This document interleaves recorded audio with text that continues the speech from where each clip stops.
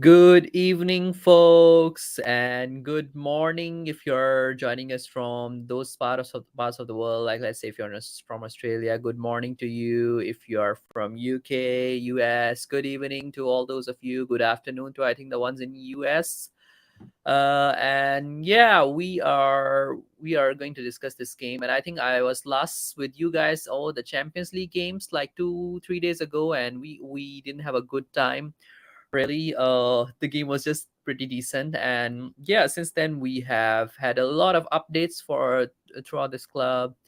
There's a possible bid coming in for the club, and then Conte has stayed in Italy for his health sake and stuff like that. There's a lot going on in the club as well, and then we are going to have West Ham game over this Sunday, and a lot of exciting stuff coming ahead for this channel as well, and a lot of exciting stuff coming on for Spurs. Big up to every single one of you who have subscribed to the channel. All your subscriptions, all your likes really matter. If you're there in the chat, make sure you hit the like button, as your likes really help as well, for the reach out of this channel. And yeah, we'll be discussing the West Ham game today, and we'll hear some thoughts on the Leicester game as well, or the AC Milan game as well. Like, what do you think went wrong? What do you think we can improve in there?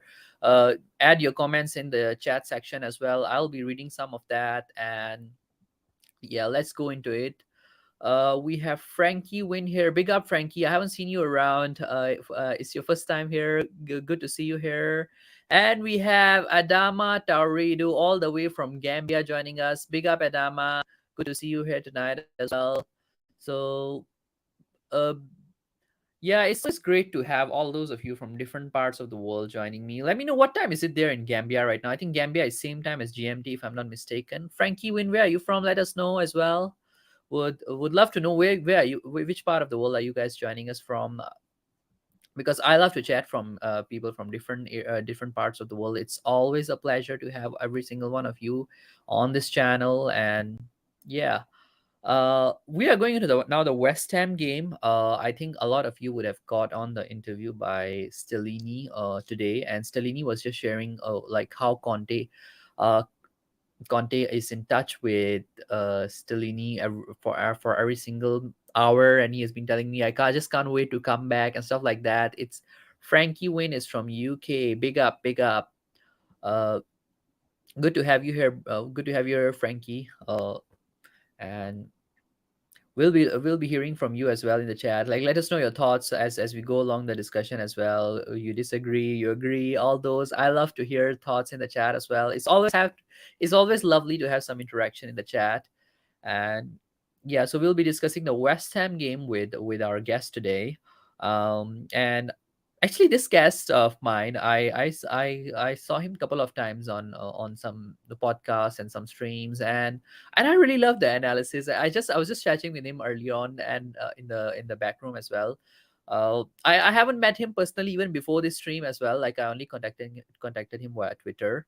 But this particular guest, I just found out that he's only 14 years old. But actually, if you watch him analyze the game and hear his thoughts on the game, on the pitch and stuff like that, you cannot really tell that he's just 14 years old. He has some great insights about the game. He analyzed the game really well, and I'm actually looking forward to it. To hearing from Harry actually today. So he's Harry Scarfe. He has his own channel, I think, Scarfey Spurs Talk. So if you would like to subscribe, make sure to hit the subscribe button on his channel as well. The link is in the description below. And yeah, I'm absolutely thrilled. So Harry, are you there? Are you there, Harry? Can I add you into the stream, bro? Or are you not there yet? Harry, are you there? Okay, we have Harry here. Harry, are you there? You're right. Nice to see you. Uh, Nice to see you. So, Harry, tell us a bit more about yourself, your love for Spurs, and are you actually going for the game at the stadium this weekend? No, I'm not actually going to the game this weekend. I think the next game I'm going to is the Milan second leg. So yeah, hi everyone. I'm Harry. You'll probably know me from co-host of Park Lane podcast every Saturday. If not, I'm also the founder of Scarfey Spurs Talk. All content for Spurs fans, post-match reactions, pre-match previews, and now live shows every Monday where I have guests on. So you probably see me from there. And also, I'm quite active as well, also on Twitter. So nice to see you all, and thank you for this opportunity. Yeah. So tell us how did you end up supporting Spurs? Is it like in your family, or is it something that I mean, grew up in London, so London club. How was it like? Thank you. Good question. It's kind of something that's run through the family, I believe. It's kind of been passed on, the pain of being a Spurs fan. We had this discussion, didn't we, before going on air about how long we've been Spurs fans. I would say I've probably been into football consistently for about, I could be wrong, for about 4 or 5 years, I would say. 4 years probably solid, where I've had proper interest in going a lot in football. And we've already suffered enough pain, I think, as a Spurs fan. I'm sure there's plenty more to come. I suppose you started supporting Spurs like during the Poch era, right? Yes, I think during the end of the Poch era, I think it was that I really got into football. Yeah, absolutely. I see. I see. That's great. So, I think were you a fan during the that Ajax game when we pulled it through the last minute goals and stuff the exciting stuff there. I was. I remember that like that was yesterday. I mean, that was what a night. I mean, went to the point where I thought, oh, perhaps we should turn the TV off, to the point where we're going through to the Champions League final. So that just sums up football, but also sums up Tottenham as well. So yeah, it was a great night. Something I don't think I'll ever forget. Because I was not a Spurs fan back then, and I'm like, oh man, I missed that really. Yeah, you did The miss it. Hopefully, you have that again.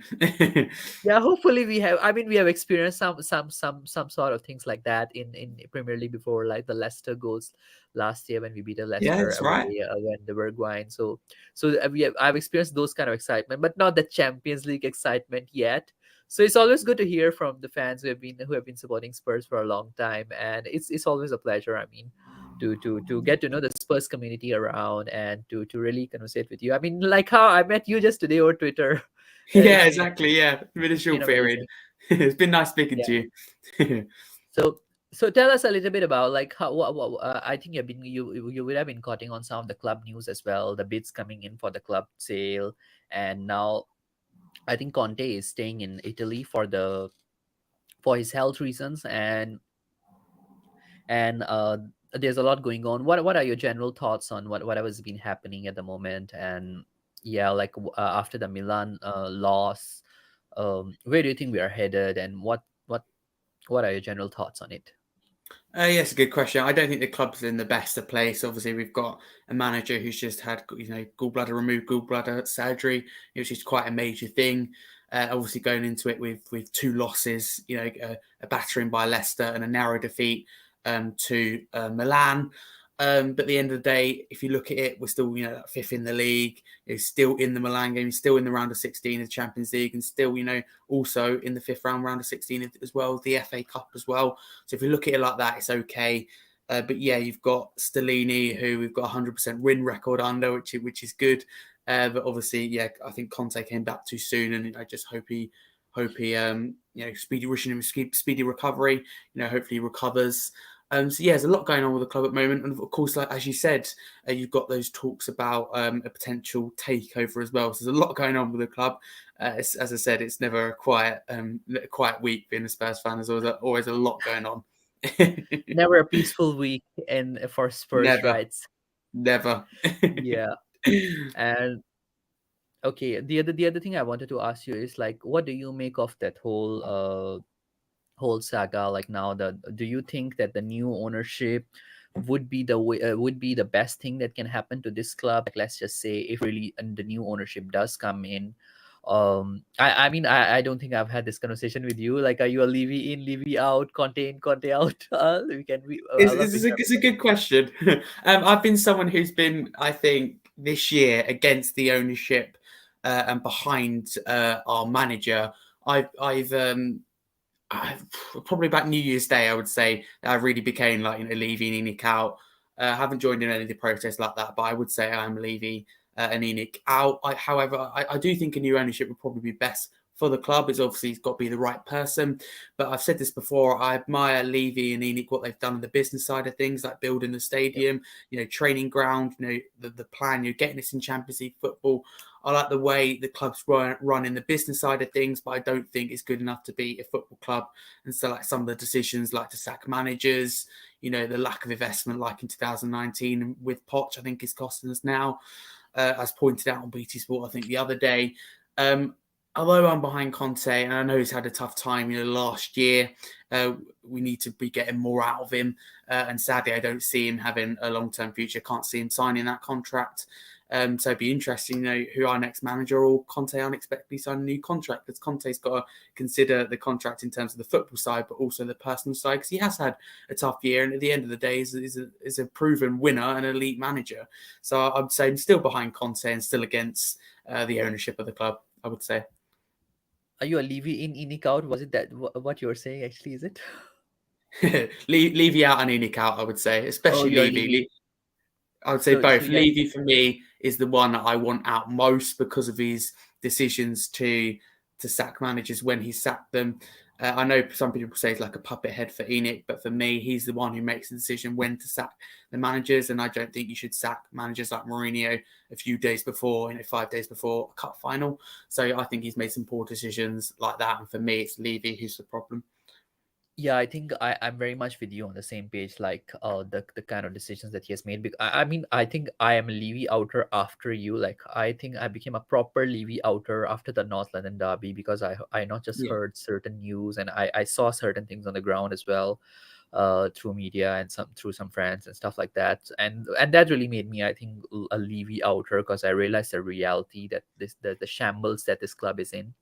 Yeah. And yeah, likewise you as well. I'm a very much Conte in. I would like to see Conte being backed, and the club trusting in him. So yeah, I'm very much with you on that. So I can Yeah. fully understand. And yeah, I think I also agree with you that currently the main problem is actually Levy, even if more than Enoch actually right now is Levy. And I'm actually surprised, Frankie. I'd like to hear from you a little bit. You're Levy in and Enoch out. Is that what you are trying to say? I would love to hear that, because you are like the first one who has told me that you're Levy in and Enoch out. Interesting. Interesting Yeah. one, really. So, and yeah, I mean, this has been like, since I think the whole January transfer window, this whole conversation has been going on, like the Levy in, Levy out. And I mean, after all, like, even if you are a Levy in fan as well, somebody here in the chat or somebody, I mean, I always love to hear different thoughts and different opinions on that. I mean, I Yeah. hardly debate on this channel anyways. I think, if you know me, I go on other channels and debate, but I hardly debate on my own channel. uh so yeah, I mean, thanks for sharing that side of thing as well. uh what do you think about the fact that now Stellini is taking over the first team responsibility? I don't know, have you caught on the interview that Stellini did today? Have you heard that? uh I haven't heard it yet, but as soon as we go off air, I was actually planning to listen to it. So yeah, that's a reminder. I will do that. But I'd just like to say about Stellini, I trust, in Stellini. I think Conte will still be, despite being in Italy, there'll be that communication there. Whether he picks the team or not, has a say in it. He have some kind of say, and even during the game, I would have thought there'd be some kind of contact somewhere up in the stands, on the bench. In the tunnel, there'll be some contact with someone on that bench, whether it's Ryan Mason, Stellini, there'd be contact there, some way, shape, or form. And Stellini, I think, is a very likable guy, and I think he handles the media very well, probably better than Conte, to be honest with you. And obviously, we've got I that. agree with you on that. Yeah, exactly. We've got a 100% win record under him as well. So I think, I trust what he does. And as I said, like we agree on, I think he's a very likable guy and handles certain things very, very well. Yeah, I like it actually, that yeah, he's a very good guy to conversate with on media as well. He's much more clear, I think, and much more honest in a way. Like, he was Yeah, just, both. I Yeah. think, early on he was sharing about it, like, currently as Conte is not around, and how Conte every single day, I think, video calls him and say that I just can't wait to be. And he's just Conte, despite the fact that he's not around, he's just so involved in the team as well, and Yeah. he's recovering and stuff like that. So I mean, I would like to wish a speedy recovery to Conte as well. Yeah. However, Harry, I think you would have been seeing that as well, because I see that you're quite involved in Twitter as well, and you do follow quite a lot of stuff there. There's a lot of discussion going on right now around this topic as well. Stellini in, Conte out. I don't know if you have come across those conversations on Twitter. Have you actually? I actually Over. haven't, and I haven't seen. Yeah, I've seen a lot of things. I've seen a lot of Conte out, Conte in things, and nice things about Stellini, but I haven't seen any like Conte out, Stellini in a sentence yet. So I have to actually go and have a look at Yeah. that. It's interesting. So there's a group of fan base who wants Stellini to take over as manager and Conte to be out because they feel that Stellini is the better manager. Whereas Really? for Oh, me, that's interesting. I Stellini is. mean, I can see Stellini being a head coach, as we said, likable guy, handles the media well, very, very clearer than Conte, which isn't Conte's fault, but he is clearer. I just think he's very honest, says things how they are, and I think just handles the media generally a lot better, and the manager needs that. Whether he wants that extra responsibility of being a manager, because it is, a lot of responsibility. I know that, he's come out and said he prefers it when Conte's here. So perhaps that's saying that he doesn't want to take that responsibility. I haven't really thought about the prospect of Stellini being our manager, but the results have been good under him. So, perhaps that is a potential idea at the end of the season. But I think it'd be crazy with what Conte's gone through the last year and going through right now with a recovery from his surgery. Going through that recovery time to get rid of him before the end of the season. Can't see him sign a new contract, but you surely wait until the end of the season. We've got a lot to play for. It'd be crazy to sack or push out the door Conte at the moment, unless he leaves himself, which again I can't see. I can see him leaving at the end of the season, so I don't think there's any need to get rid of him or something. I also don't think. I'm more like 60%. I think he'll stay. 40% he might leave. I'm on that sort of stand at the moment. But interesting comment from Frankie Wayne. Levy, although he has made some questionable decisions, he's also stabilized our club and also improved our infrastructure significantly.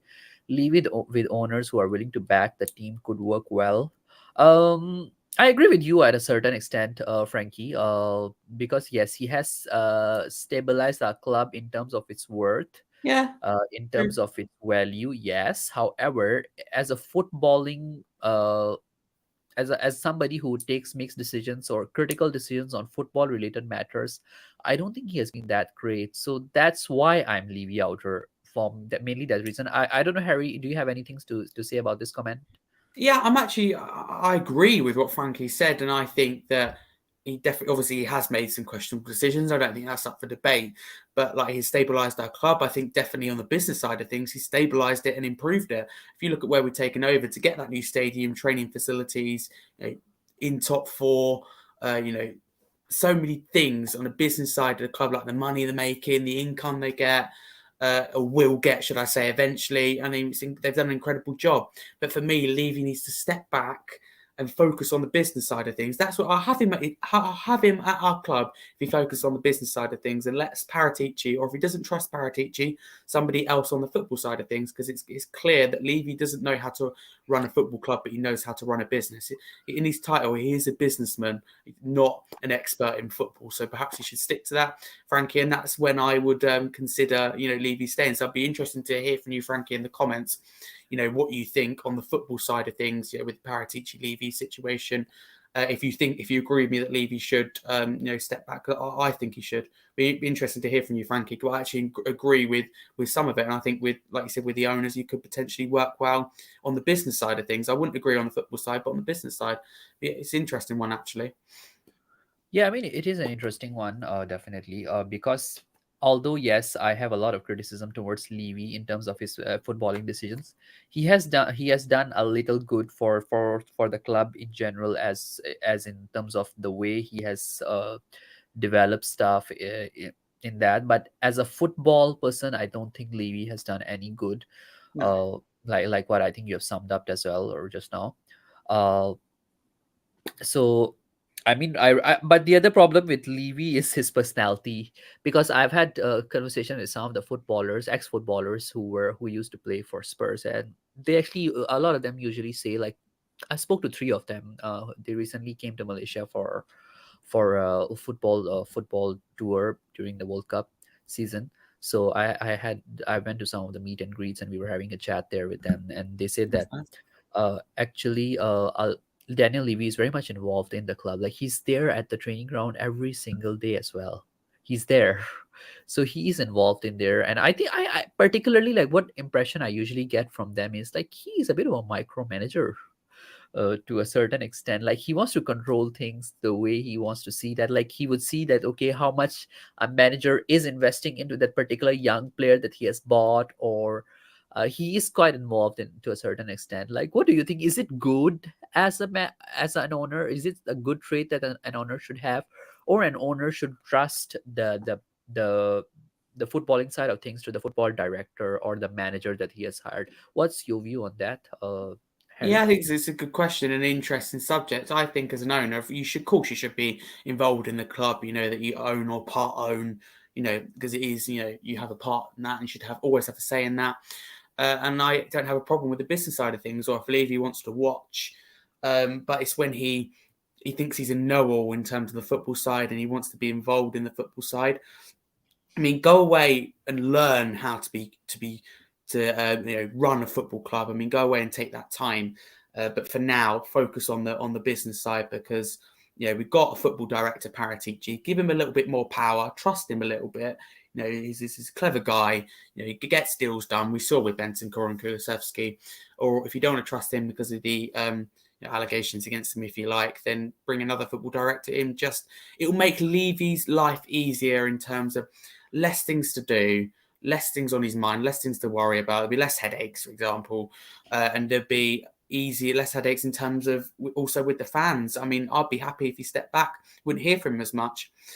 So I think Levy has a lot on his plate, but that is partly down to him. If you get a football director, I don't see many chairmen involved in the football side of things, especially when you don't have a clue in the football side of things.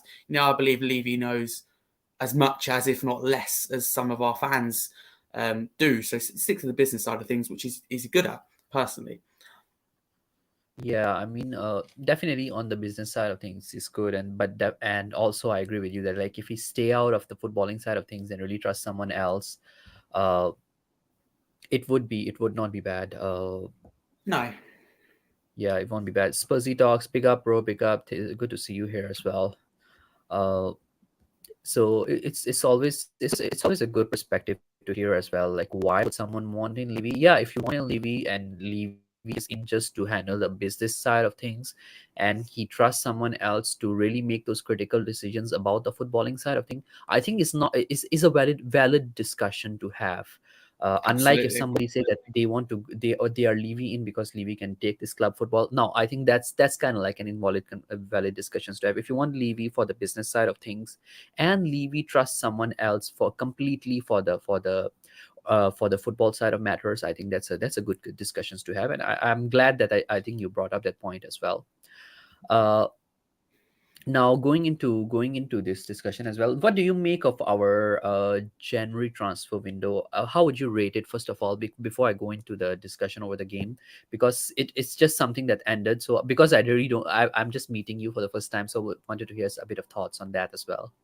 Yeah, thank you for asking me. Actually, I'm glad you did. I'm going to probably give it what I gave at the time and going to stick to it, regardless of how both players turn out. I'm going to give it a 6 out of 10 and say it was a decent window. But if we signed a centre back, it would have been an elite window. So if we signed a centre back, it would have been probably a 9 out of 10 window. Not being funny, I think it would have been, that's the maximum I think Levy board Paratici could have done. In Enoch and I, but I think decent 6 out of 10 window. Not much excuses there from Conte and his coaching team at the moment in Stellini. But I think obviously the centre back we did need, and we got Porro, who the fans wanted. It took too long. It took 30 days, but he is our player. It took far too long. But people have got to look at Yeah, I the did. bigger picture. He's our player. We wanted him. He didn't have the best of debuts against Leicester, but you don't get many players who settle in straight away. They may have a good debut, but consistently, no. It takes, I think, when you're coming, especially from another country, it's always difficult, and you need probably, I'd say, at least a season to settle properly at a club. And fans have to be patient. I mean, I thought Tim Season is Sherwood. a bit long, right, bro? Yeah, I know it is a long time, at least until the end of the season. I think fans have got to be a bit patient, and like Tim Sherwood on Sky Sports, I think that was way over the top, and I've seen some fans react like that. Dan Juma, I don't believe he's a Conte signing. I think he's a club signing, but it's clever business from Levy. And if Frankie's still here, that is a perfect example of what he's saying, and that's the perfect example which makes me, the part of me, a little bit of me that can tolerate Levy, getting those clever club signings done.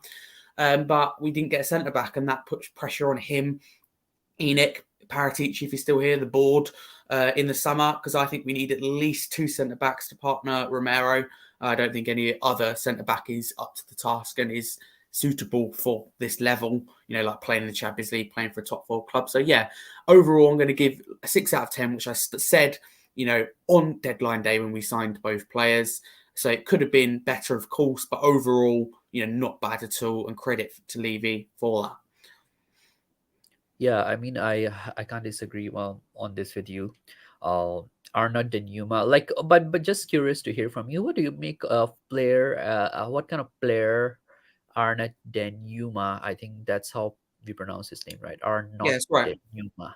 Uh, what do you make of him as a player? Do you think that signing was necessary or was needed at that point, or I think we just made a bit of a blunder there, because I think center back should have been a priority over that sort of a signing. But I would love to hear from your thoughts on that particular signing of Danuma. Like, why do you think we went for a player like that at that point of season where you desperately need center backs? Yeah, it's a good question. And I'm not going to question signing that much. I think that it's clever business, on loan from Villarreal. I think he's got as well, might have that option to buy, I believe. So it's clever business because you've got Brian Gill who went on loan.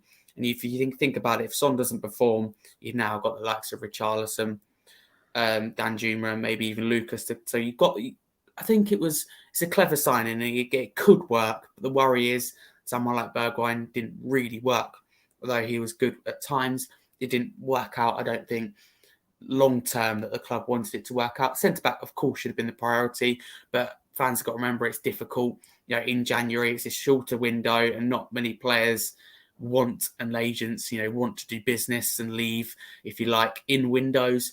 And that is, as much as I hate to admit it, that's the truth. January is never easy, but summer, the priority should be centre back. And a long-term placement from Lloris. 2 centre-backs and a long-term replacement for Lloris. And if it's not too much to ask as well, I think signing Kulusevski permanently, and if he works out, Porro permanently. So people will go, oh, that's only 3 new signings, but 3 new signings also signing 2 players' contracts. It seems a lot, but out of them, for me, the priority has got to be at least bare minimum 1 quality centre-back, long-term replacement for Lloris, and at least signing Kulusevski permanently for me. I think they have no choice, right? They have to sign Kulusevski permanently. Like they don't even have a choice. Like if we have qualified for Champions League last year, and then now his minutes have reached as well, like the certain minutes that he was supposed to play. So I think we have to sign him. So that one is really another one. But I'm a bit concerned because we have been hearing that the club doesn't have money for summer actually at the moment. Like we are in a bit of a crisis right now. Like we have certain amount in the bank. Like, I'm not a finance expert. Are you good with finance, by the way, Harry, yourself? I wouldn't say as good as someone like Mr. Levy probably is. Very, very tight. That's one thing with That's Levy. pretty good, bro, actually. Yeah. And you see, the good thing with Levy is he's never going to run the club into the ground. We may not sign any players or sign the players like Mbappe that we want to. I think it's unrealistic for a club like us, to be honest with you, at the moment. But he's never going to run us into a ground. Financially stable, and that's what I admire them. In fact, I'm going to use the word admire, a business side of things. So like you said, it's going through a little bit of a crisis on and off the pitch. I do believe. I agree. I believe him in terms of, and believe the club, that there isn't that much money there. Huge stadium debt. So I believe that, but I wouldn't say I feel sorry for them because Levy's made poor decisions, which has put him in this place. If we stuck with Pochettino, started the rebuild then, or even stuck with Mourinho and won a trophy, I believe that we would stupidly have more money, in the bank, if you like. And we still have the highest season ticket prices in Europe, so there should be some income. And you've got huge shop, on the high road, and you've got shops like that. There'll be large amount of income. It's just what the profit that's the slightly concerning thing. But yeah, I don't feel sorry. Don't feel sorry for Levy, to be honest with you, because of his poor decisions. So it's his fault. He can sort it out. Yeah, I mean, I agree with you there as well. Like there are some certain crises, but I think this summer is going to be a let's see like how things turn out to be. There can be a cash injection. They manage to find a sponsor or something. We really don't That'd know. be nice. Uh, yeah. Like, but let's move on. I think this discussion is getting a bit long, and this is one of Yeah. those discussions that never really end. No. But just a question: how many players do you think it will go take us to go for the title? Is my friend TJ? He's asking. It's a good question. It depends, doesn't it, about the quality and position. I believe if we get two, it's probably not going to happen, okay? But if we want to be, honest, I'm going to say two centre backs of good quality, and I'm not talking Davies, Dyer, Sanchez, all of them, which I call, whether you disagree or not, championship standard players. We need two quality. It doesn't have to be expensive, but two players, maybe not even as good as Herrera, but two quality centre backs. Let's say two good centre backs. And the likes of signing Porro and Kulusevski permanently and signing a long-term replacement for Lloris would be great. But in terms of going to the title, I would say two quality centre-backs and that creative midfielder like an Ericsson and like a Maddison and a long-term replacement for Lloris. There's probably four players, and that's not including Kulusevski or Porro. So it's going to need a lot. But I just think, great midfielder and two centre-backs I think would make two quality centre backs would make a lot of difference. So in a way, it's not that far off. If you look at it, I believe, correct me if I'm wrong, but I believe we're only 12 points off the title. This was our season, and we failed It's not to. bad, right? 12 points is It's not bad, doable. but we failed to live up to it. This was our year. Man City aren't the same as they were. I don't care what people say; they're not the same. Arsenal, I mean, they're always going to crumble at some point. It looks like it's happening now. You got the likes of Chelsea and Liverpool It's who. happening now. It's happening now, yeah. And you got the likes of Liverpool and Chelsea. Who've had a terrible season. Man United have been good but not great. So there was that opportunity there for us to go for the title this season, and I don't think we bottled it at all. No way. But I think I it's a was just looking at our missed fixtures opportunity. at the moment. I'm just looking at our Yeah, fixtures at the moment. The West Ham and only big Chelsea, isn't it? teams, I think, West Ham, Chelsea is one. I think the only tough fixtures that we have after Chelsea is like Man United, Liverpool away, and then you have Newcastle. That's all. You have nobody else in the top 10 that you're playing, top 5 teams or top 6 teams that you're playing. So I think we have ended some of our tougher fixtures at the moment.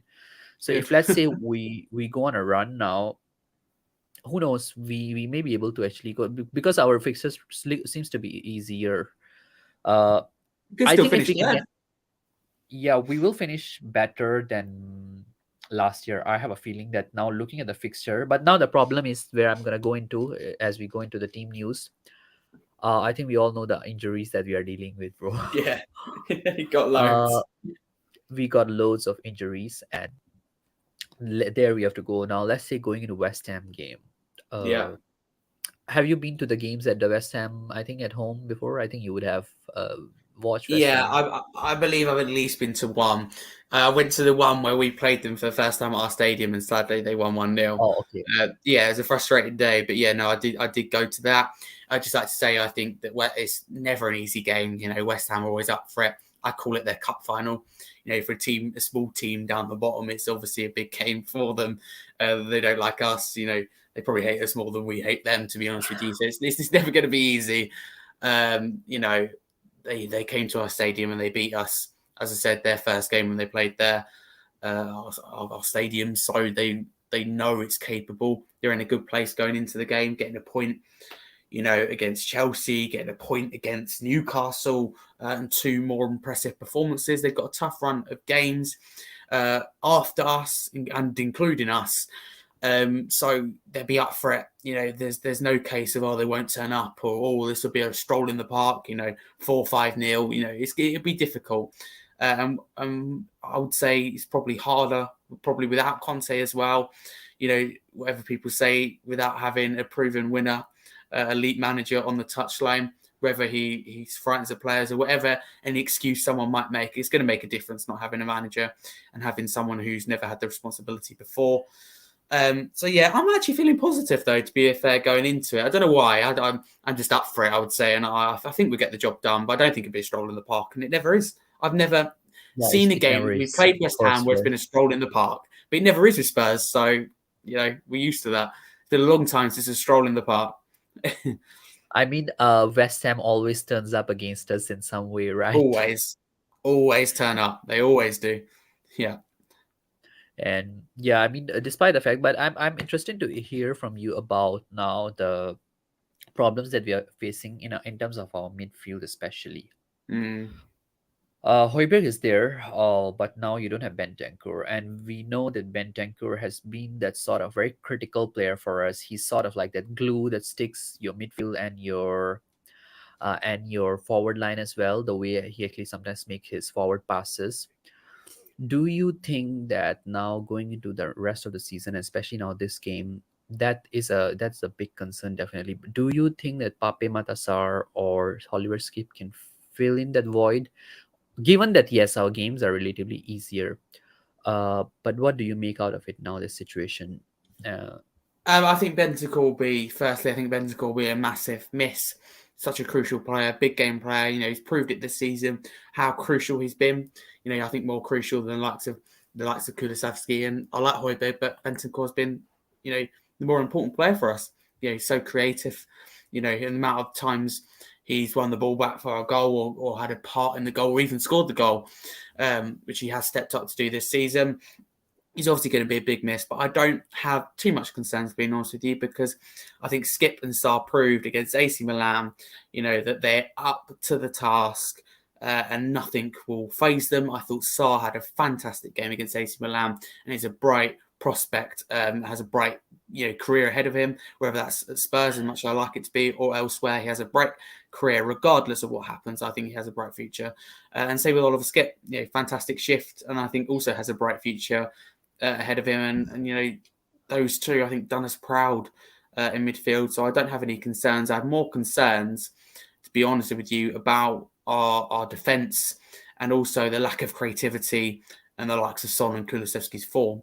So I would say that Bentancur being injured, despite him being a big miss, isn't one of my worries, because you've got the likes of Skip and Sarr, who I know can step up once again and deliver. yeah, man. I mean, I completely agree with you. Like they were not that bad overall when they played the Milan game as well. They really stood up, I think, for the challenge. Like Sar, I mean, I always admire Sar in a certain way that he has that ability. He's not the kind of player who makes like really clumsy tackles. He's the kind of player who wins balls very cleanly, very calmly. He's very composed, I think, on the midfield. If you see him, right? Do you play football as well, by the way, Harry? Yeah, I play football when I can. Yeah, when I got time. Now it's Okay, mostly like content creating. YouTube, TikTok, Twitter. I Creating see. content. It's more Great creating stuff. content. About football and for the fans. But yeah, when I get Yeah. my spare time, whether it's with my brother, with friends, whether it's at How many brothers school. you have? Sorry. How many brothers you have? One. Yeah, so Oh, whenever I get the younger brother, so whenever I get the opportunity to play, as I said, whether it's at school on my own, I will. It's not a lot anymore. It tends to be more lunchtimes at school, after dinner. But it's more always football's always my passion. Whether I'm playing it, whether I'm watching it, whether I'm creating content, my life evolves, around football. Whether it's right or can wrong, it tell that. does. It definitely does. Yeah, absolutely. From when I wake up, from when I go to sleep. But yeah, I play football when I can. What about you? I do play football a little bit, very little. I used to be more of a badminton player until I started Oh yeah, watching football. Yeah. In fact, I still watch badminton quite a bit as well. oh yeah, And yeah, since I started spotting Spurs, I think I've been more on that. And now recently, I think 2 3 weeks ago, I started my own channel. So my channel, I really like to like talk to different fans from different age yeah. Good groups, luck to you. different parts of the world. Good And yeah, channel. I'm pretty new in that, so still Yeah, so still trying to get the hang of it. you'll But get yeah, there. 'cause going back to that, yeah, so Sar actually I admire him quite a lot as well in that way, towards his abilities. Do you think that now is his time to step up? and to really go over and show the world that yeah, he's ready for the big challenge as well. He's ready to make his mark. Do you think he can be someone like the next Jude Bellingham or the next Kulusevski perhaps even, or the next Bukayo Saka, something of that sort? Do you think he has that ability to go into becoming that? Because one thing I really loved about him that Champions League game was his ambition, the way he was taking shots at the goals from the long range. I mean, it just shows the ambition that the player has. Yeah. What do you think about that, Harry? Yeah, I agree with you. I think he's this is his chance to shine, and from what we've seen, he's lived up to the task, and gone beyond and above, expectations and hopes. That AC Milan game, it's just about whether the midfield can squeeze through, without having dreadful performance and being overrun. They weren't overrun. They had full control of the game. Even if we were a bit more creative, a bit more clinical, final pass was better than the final third, we would have won that game. And I believe that. Like Sasson and Kulusevski, if they're on it, creative, had Bentancur there maybe as well. But midfield, defensively going forward, everything was stable and under control. And Milan couldn't play through us. They had to play over the top. They obviously got the early goal, but they struggled against our midfield. They walked for our defence, but they struggle against the midfield. So yeah, I think Sarrs, this is opportunity, because I don't think he's that far away from being, starting, Premier League. Obviously you've got that place next to Højbjerg up for grabs. Who wants it more? Sarr or Skip? Both done fantastic. I personally, I don't know who I would play, against West Ham at the moment. They were both fantastic. If you had to ask, against West Ham, I'd probably go for Skip, because that bit more experience, Premier League. He's done it before.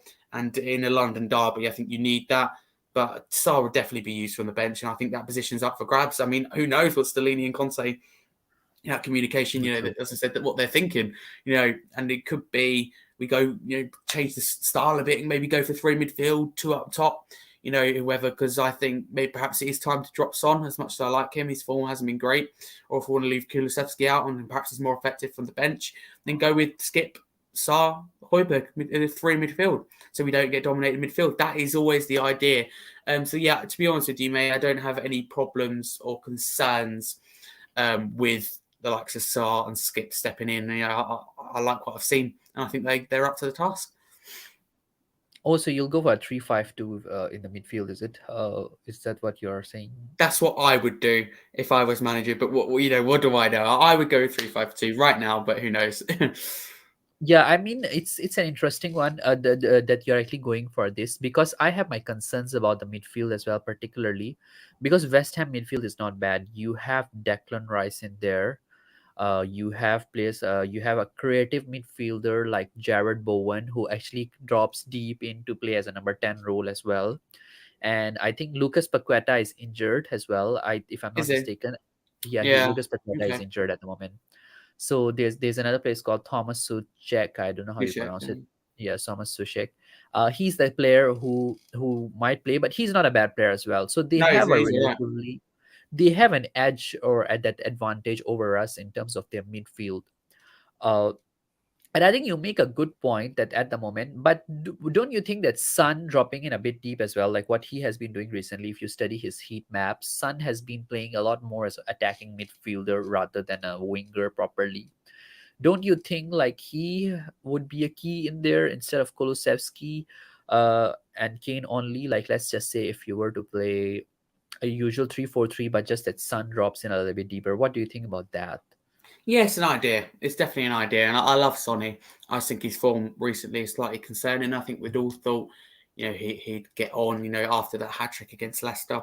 And then that goal, I think he scored one, or I can't remember if it was one or two. His Yeah, goal, he if you like, scored a goal last month in I think scored it at the was Preston, I think it I can't was. remember. No, it was not. Yeah, he scored two against Preston, but he scored Two, one in yes. Prem as well. Like, let me just Yes, check. yes.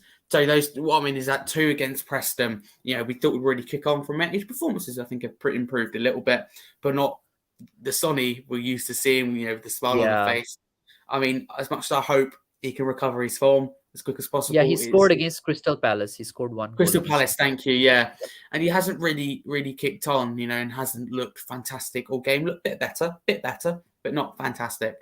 But I think another idea potentially is putting Richarlison as the number 9 striker and putting Kane behind him, and without the ball, a 3 in midfield with Kane dropping deep next to the 2 in midfield. That's another idea I thought of in the week.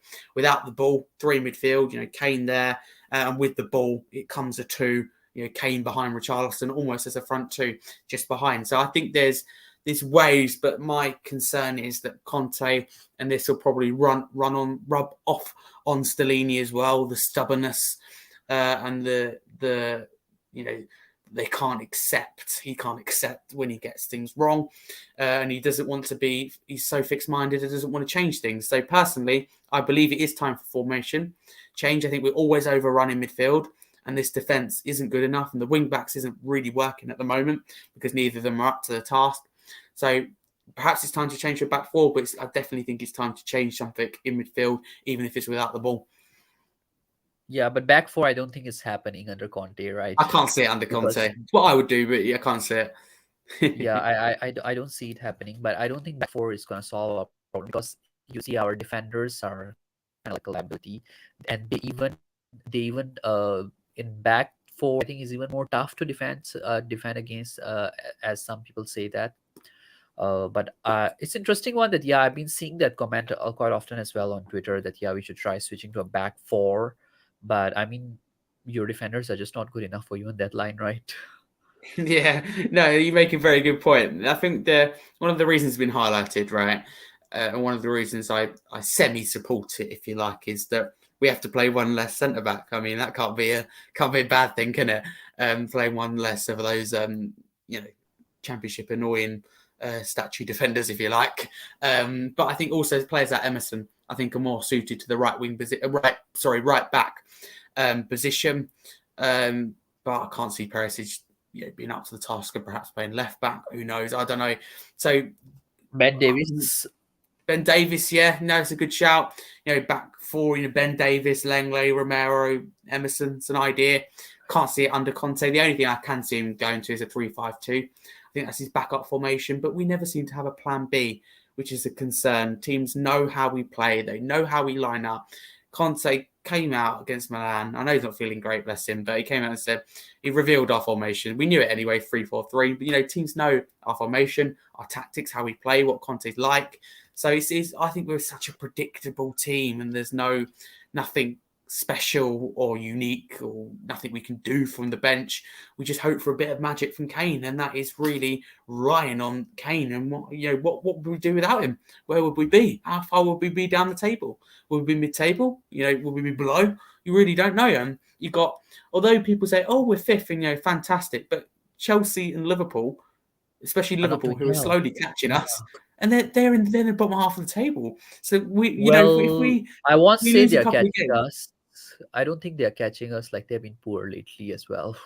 They have been poor, but Chelsea with their new signings, they've only got to win a couple of games. Liverpool beat Everton. They've only got to win this weekend as well. They go on a run.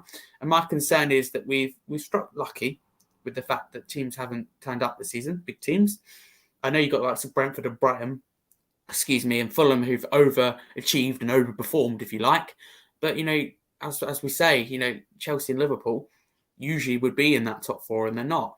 So, we go down 2 places, to 7th if they start to perform. Liverpool, I think, have a bigger chance of catching us than Chelsea, despite Chelsea's new signings. I think they have more of a plan.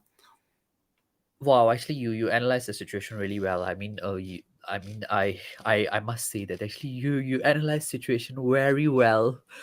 Given for a 14-year-old, I must give you a big Thank you. big Thank you clap very for much. that. Yeah, really.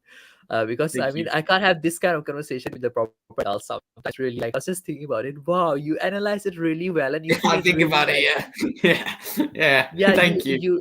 It says a lot that you really put a lot of thought into it. So a big Yeah, up I to you, think bro. about it a lot. Seriously. Every day, every night. Definitely. Yeah.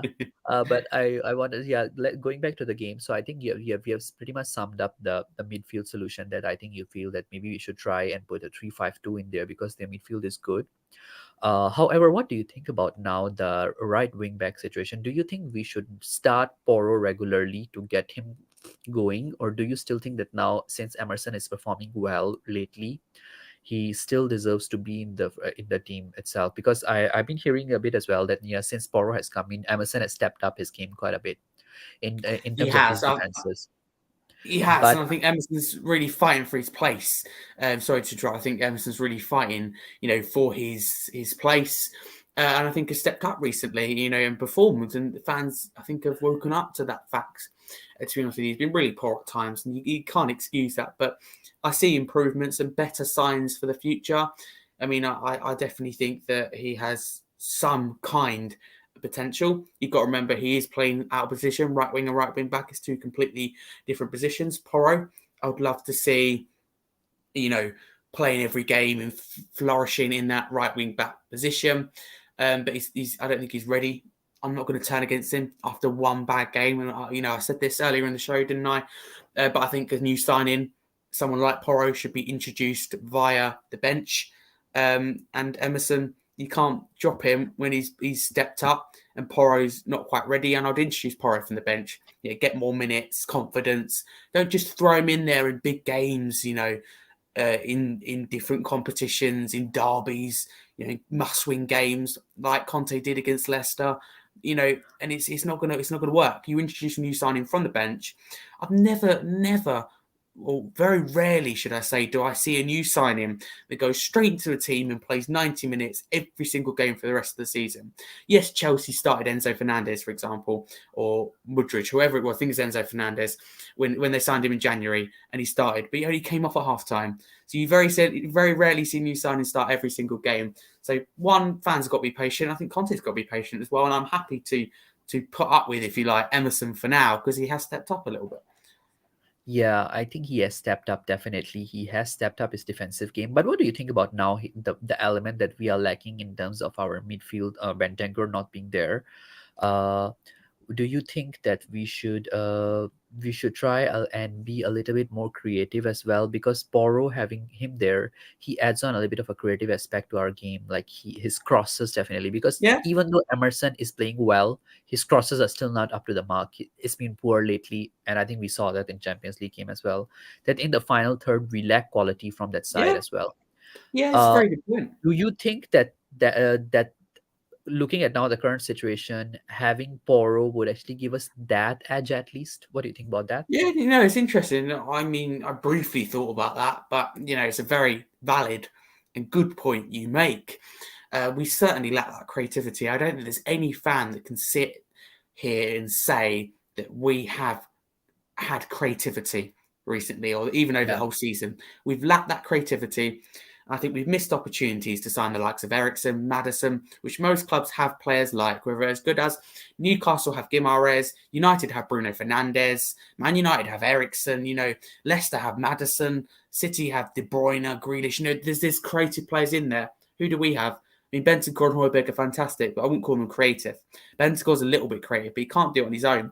Even Arsenal have Odegaard. We don't have a player like that, and that is down to Levy at the end of the day.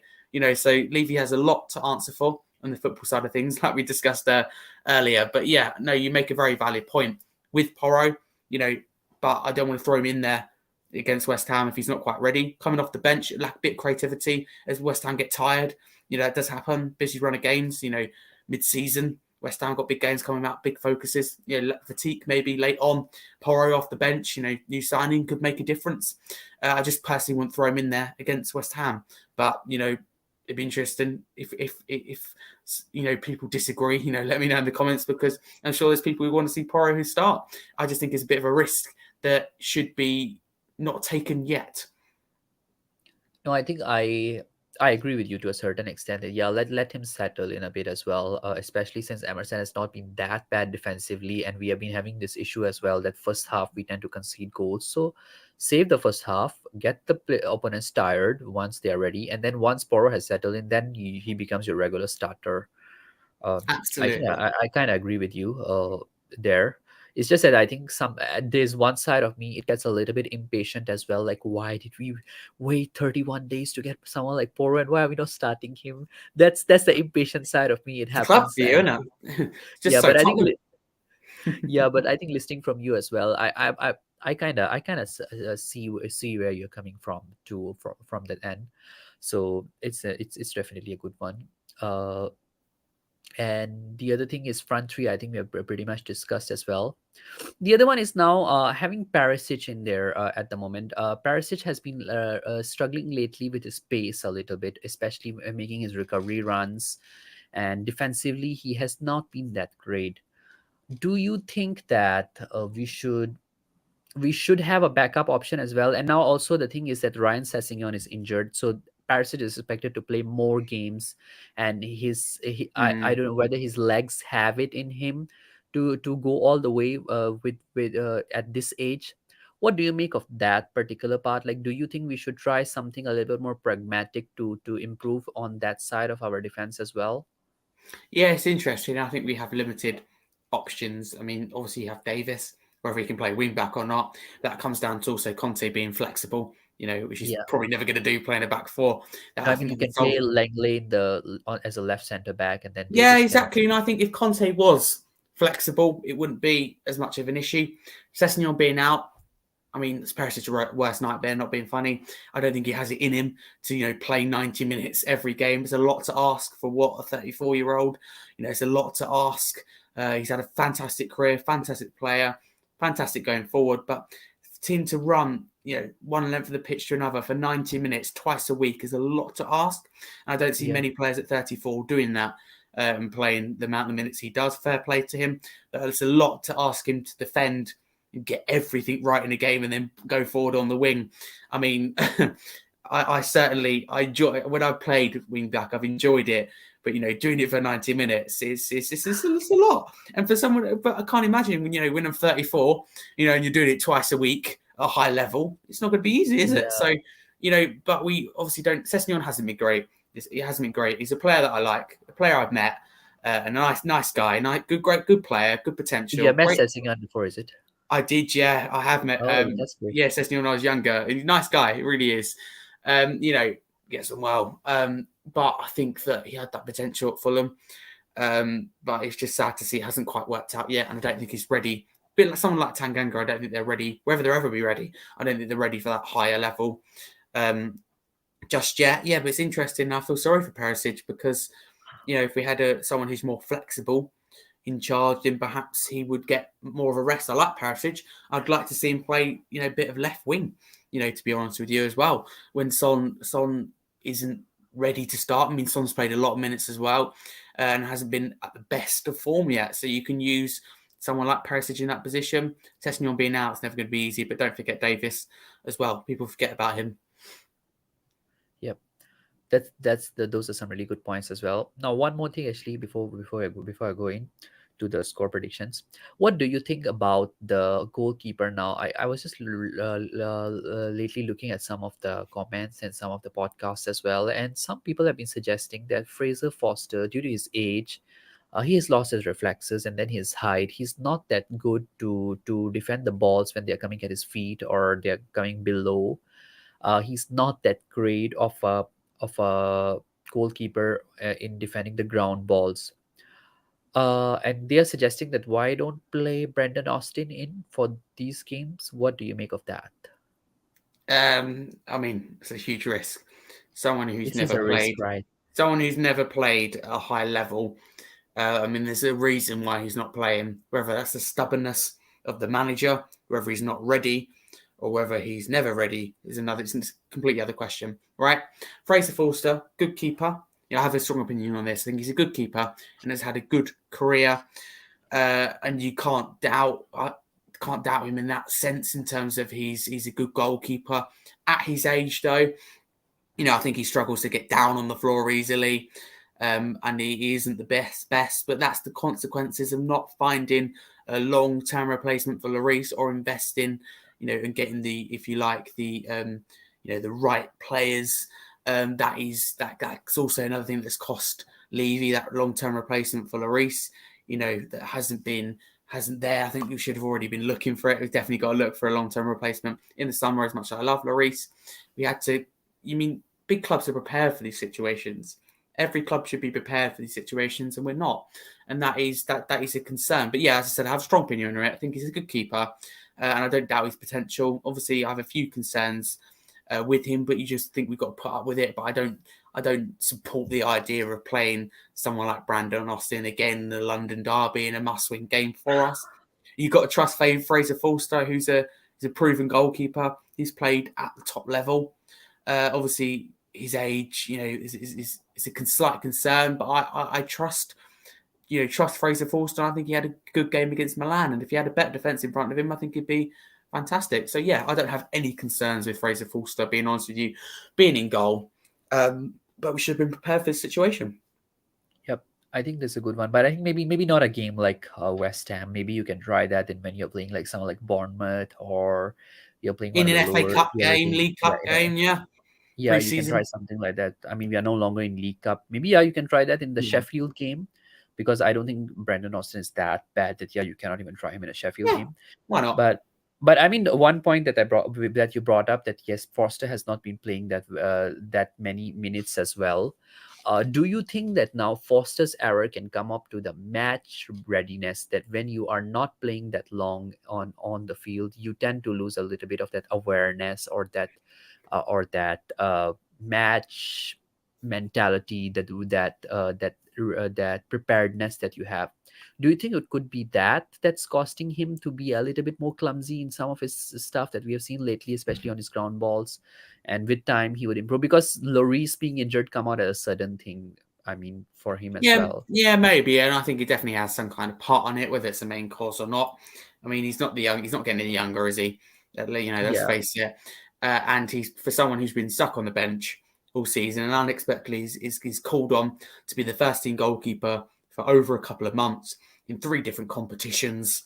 Playing 90 minutes twice a week. Uh, his age, is a lot to ask for.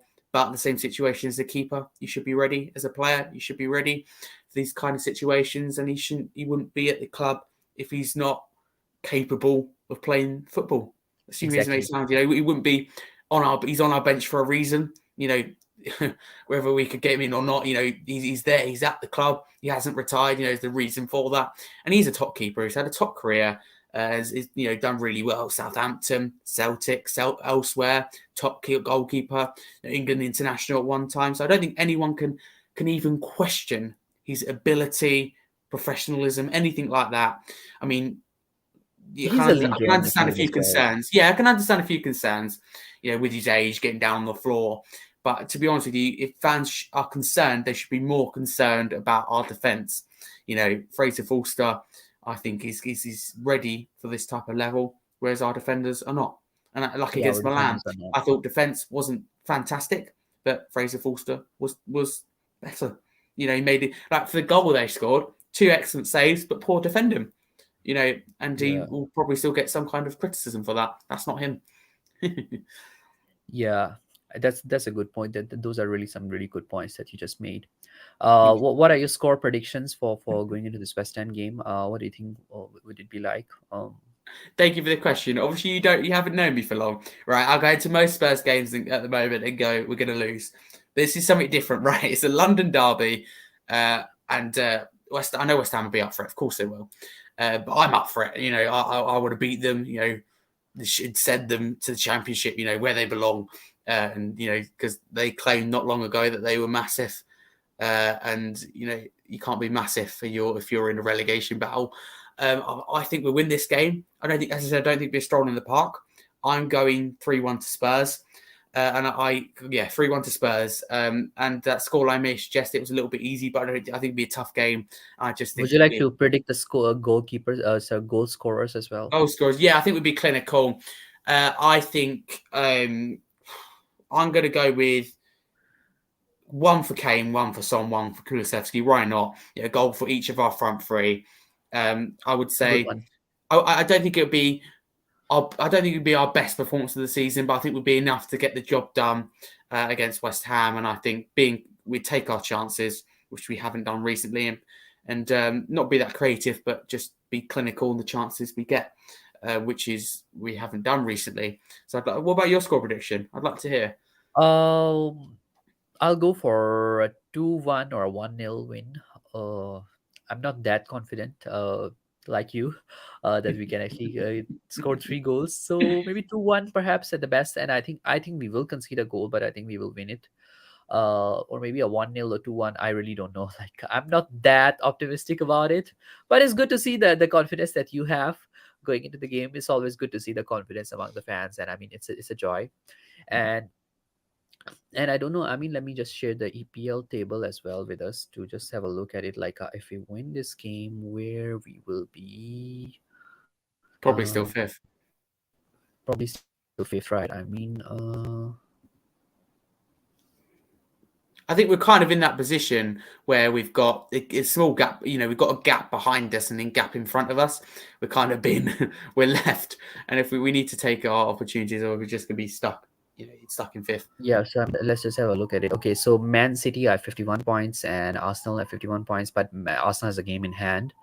I mean, games in hands are not always beneficial as well. We played lots of games. We played more games than most teams in there. That's the concerning thing. Yeah, I mean, and our form, there's 3 losses out of 5 there. because Brighton has That's 2 games in hands. So let's just say if we were to win that game, we will be at 42 points and number 4th. Who is Newcastle playing this weekend? Newcastle is playing Liverpool. So I think it's a good Yeah. chance for us to be back at number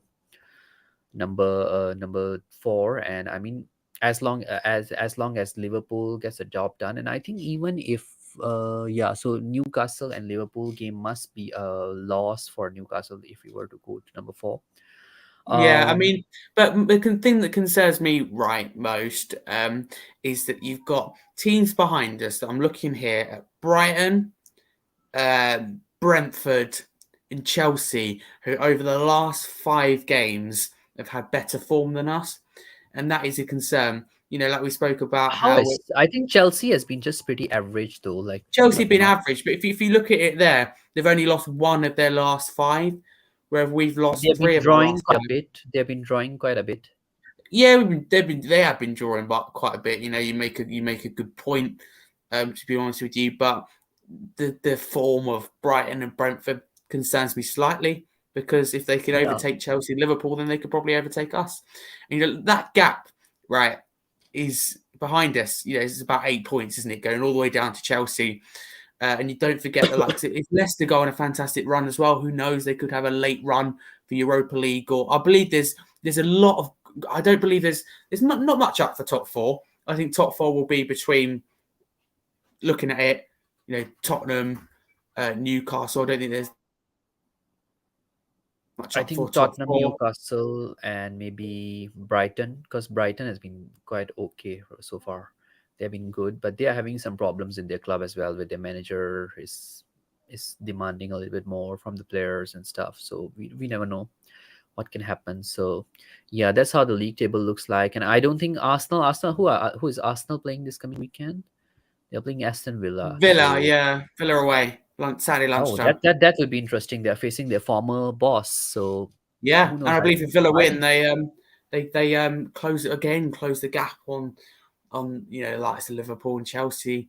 I mean, Villa under yeah. Emery, we mustn't underestimate them going on a run as well. So as much as I'd love to look at the teams above us, I also look at the teams below us, and it's a little bit of a concern. Yeah. I mean things don't look necessarily that bad for Spurs as well, but they are not that good for us as well, given the teams that are behind us and above us and the kind of games that we have. But I think the only good thing is the kind of fixtures that are coming ahead are relatively better. Chelsea Chelsea just give me a minute. Yeah, Chelsea one would be an interesting one fixture when we'll be playing this. So yeah, it's been pretty okay so far. I mean, any final thoughts, Harry, you would like to share? Final thoughts. Just fingers crossed for the rest of the season. Try and look at it a positive perspective. Lots of talk with the club. We go again. Sunday. Fingers crossed. Positive. Is the way to go about it. If we win, we're in the mix again. So come on, you Spurs, for the rest of the season. Yeah, come on, you Spurs. And guys, if tell us a bit more about your channel. What's your channel? I think I've dropped the channel link in the description as well. But Thank tell you us a very little bit more. much. Yeah, I'm the founder of Scarfey Spurs, which is a fan channel, independent hub on all socials. We transfer news, content for Spurs fans, as we talked about, pre-match previews, post-match reactions, live shows every Monday, 8 p.m, where I have guests on. And you will find me as well. I'm also like on social media, Harry Scarfe 22. I'm also a content creator, I would say TikToker, YouTuber as well, creating content for fans. And I'm not a voice for the fans. I'm just a fan, and I've created this, by a fan for the fans, which I like to say. So yeah, I appreciate it if you could go subscribe to my channel, but also subscribe to Step Up Spurs. Lice's channel, fantastic, and follow them on all socials. It's a fairly new channel. I believe you started this year, if I'm right.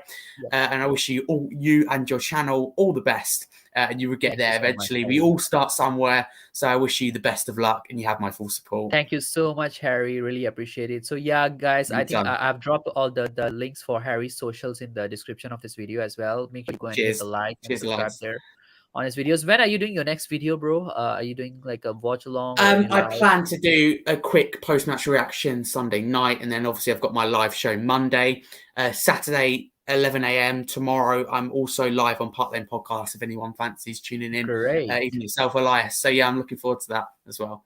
Yeah, man, we'll be looking forward to do more stuff with you in future as well and have you more on this. And maybe I'll That would be join you great. one day at your channel as well. Absolutely, you're more than welcome. Drop me a message anytime. You're more than welcome. We can Sure, definitely do man. that. Sure thing, bro.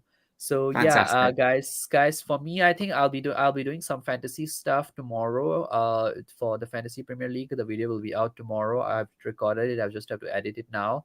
So yeah, make sure you guys catch up on it. And yeah, I'll be doing a watch along at Persuasion TV, so you guys can catch me on there for the West Ham game. And then I'll be doing the post match reaction at THFC Rant Show at Wilshire 365. So make sure you all can catch me there as well and subscribe to those channels. And as always, come on, you Spurs. Spurs.